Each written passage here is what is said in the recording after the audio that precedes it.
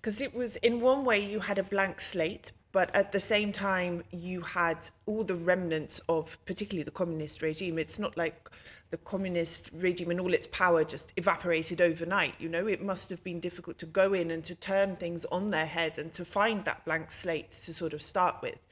Is that a fair assessment, do you think? Or it was that's true. a lot of obstacles sort of in the way, people not wanting that level of change? No, all people dreamed the change, but they didn't know what the change was. So they dreamed to be free from communism, but they free was not in the way we know now what freedom is. It was a need to be relieved from the full pressure that they were under for 5 decades, and from the very, very extreme, let's say, poor economic conditions and the way the life we were having, especially after 80s. So they just needed to get rid of that. And meantime, more isolated you are, more dreams you build, and you see that the rest of the world is without problem. We thought at that time that on one hand, let's say the party and the state of that time was brainwashing us how big we were, how unbeatable we were, how strong we were, how we were the best of the world, and all this kind of brainwashing signals, and work. And on the other side, we knew that another life was beyond. We felt proud for what we were doing there, but at the same time we were building in our imagination a world that in fact was completely, for good and for bad, so developed, but at the same time threatening, with opportunity, but at the same time very risky, because it was all the time you had to face things that you knew one reality, and a reality that was shown to you, and this was the only reality we knew. And on the other hand, having signals here and there from those that were abroad, silent, in fact, signals that built to us another person. So it was completely chaotic and confusing for the people's mind. You know, I still kind of see it sometimes. People say to me, oh, you've come here from England. Why would you want to, there's so many problems here. And I'm like, you think England is this perfect place where everything works and everyone's rich and the streets are paved with gold? There is still this kind of mentality, in a way, people think it's terrible here and that everything abroad is wonderful and perfect and functions. And I'm like, it's really not the case, No, that's true. The whole world today, it's living under very huge uncertainties. And unfortunately, today, a few years ago, we were sure that somehow that we are leaving to our children a much better world. I don't think that we talk today with the same, let's say, with the same language. No. We think twice before saying that, and this is because even advanced countries are facing many challenges. Not to speak about challenges that are linked with bigger, let's say, common issues like environment, for instance, the planet. We share a planet that we are proving every day that we are not able to contribute to. And technology. Technology today is a huge challenge for every country, and you see that every country is somehow trying to find out. Even the Nordic countries are trying that are well advanced, are trying to find out which should be the approach to keep the society safe under the circumstances nobody knew before.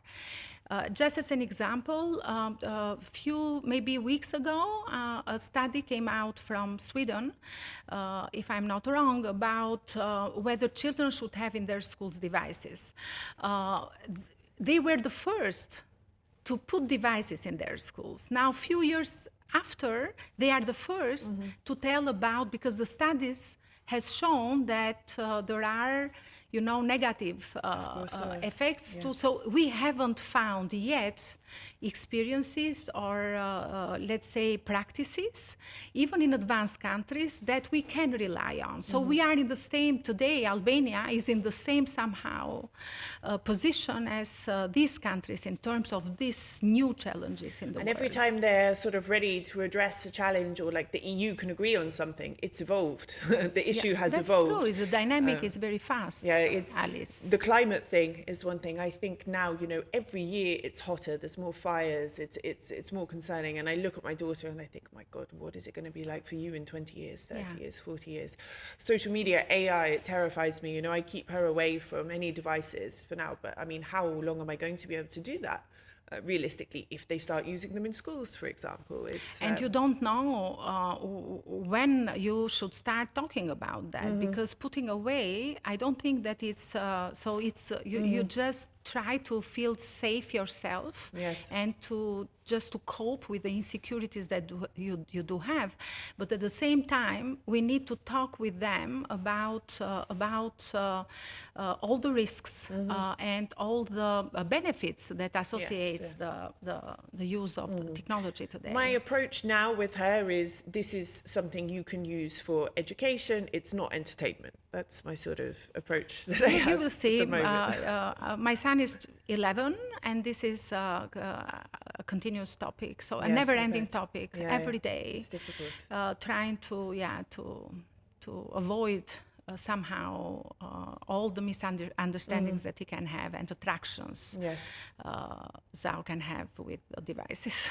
Yeah, it's difficult. I know there's going to be a lot of wars between me and my daughter as she gets it's older. threatening mood sometimes.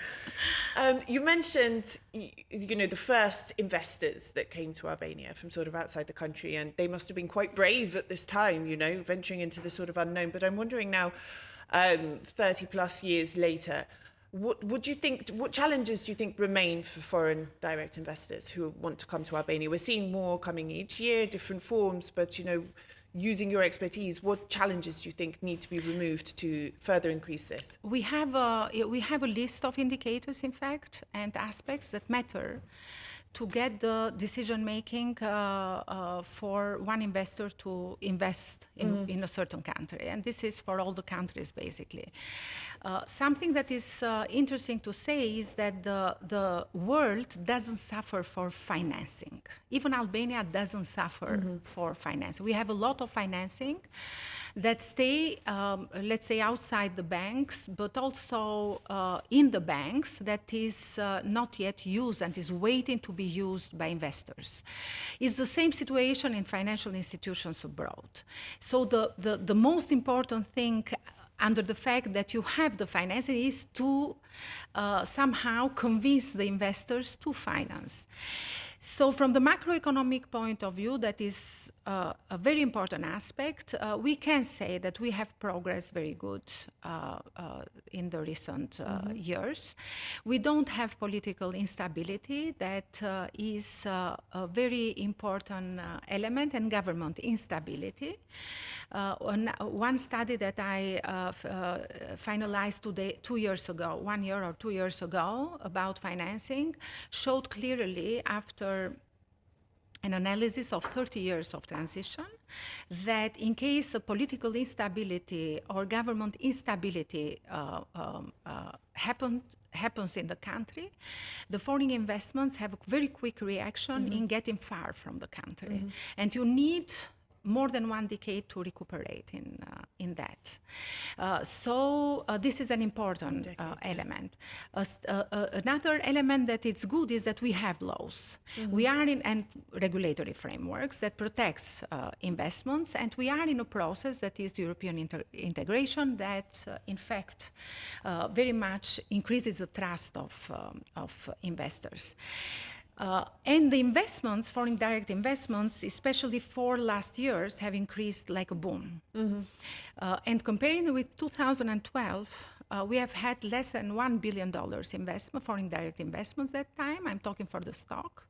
And now it's around 1.7 billion of dollars. So it's quite increased. But still, as a percentage of GDP, we need to have, of course, more foreign direct investments.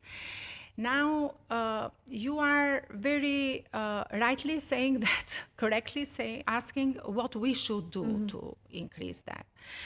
I think that we need the rule of law is crucially important. And we might have laws that guarantee the, let's say, the activity of foreign investments, but at the same time, there are so many disputes that might raise up. Part of them linked also with the property rights. Like I told you, this was one of the reforms that have caused too many problems over, and they still continues. And we need to have a very efficient and trusted judicial system, I think, and especially in the courts of the first and second level, as well. Quicker and fairer. And we need to give evidence about this because this is crucial for investments. Another positive thing that is happening is that even the growth plan in terms of EU accession for the Western Balkan has moved from institutional to infrastructure reforms. And this is crucial for the country.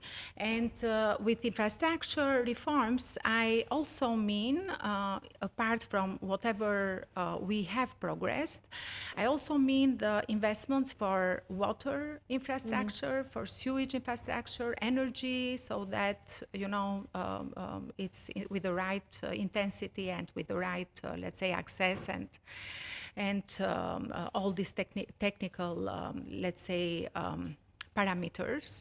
And this is very important, I think, to proceed.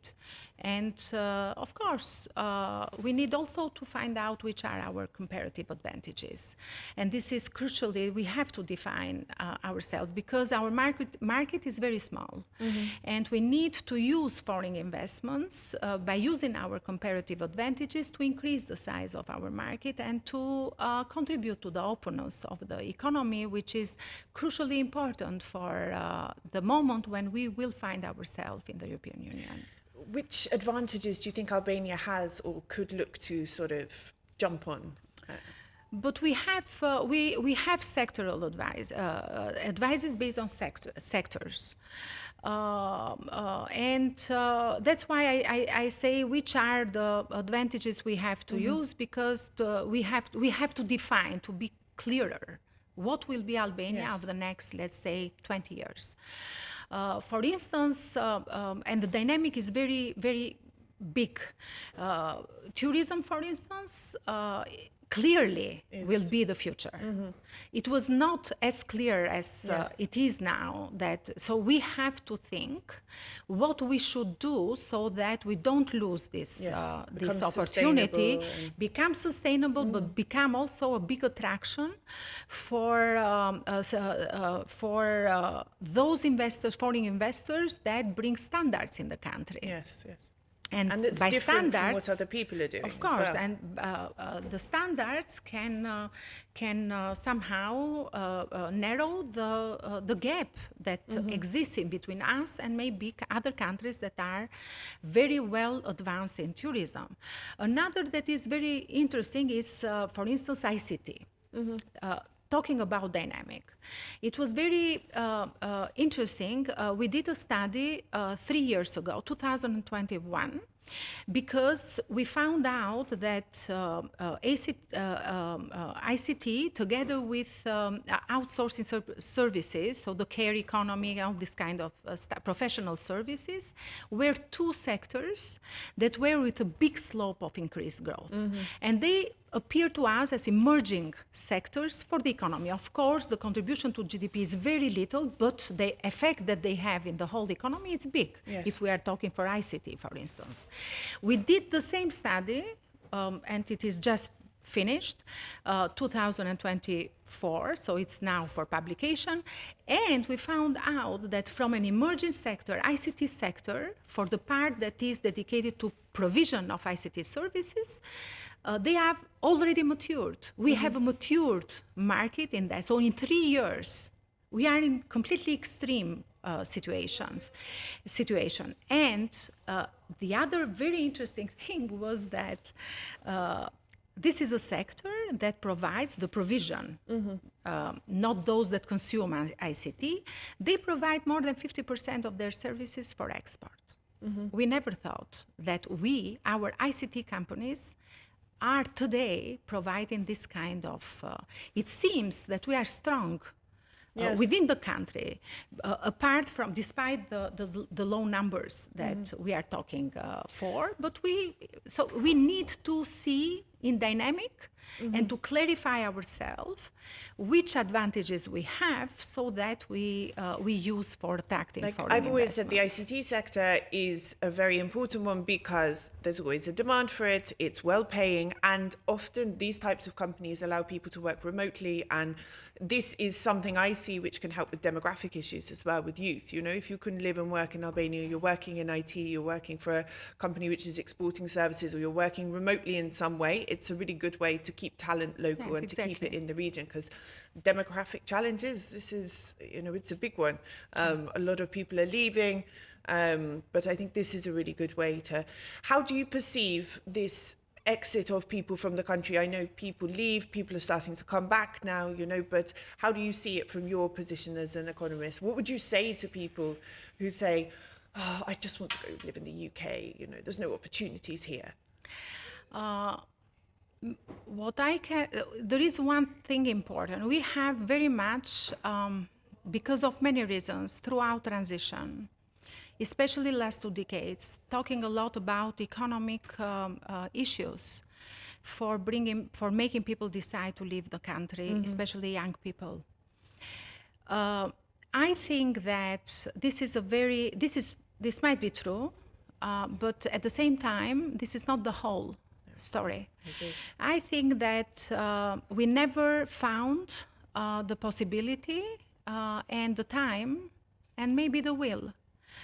And when I say the will, it's at all levels to think beyond the economic reasons. And here I have in my mind the social and psychosocial problems